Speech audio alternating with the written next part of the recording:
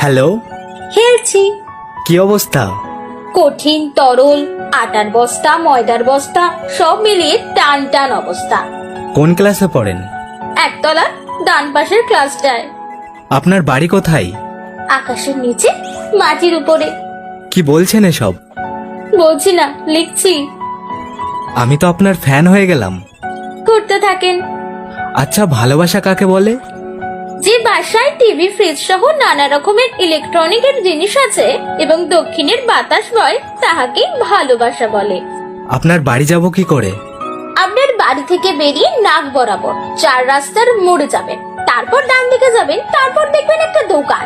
দোকানের পাশ দিয়ে ছোট একটা রাস্তা গেছে, সেখান দিয়ে যেতে থাকবেন।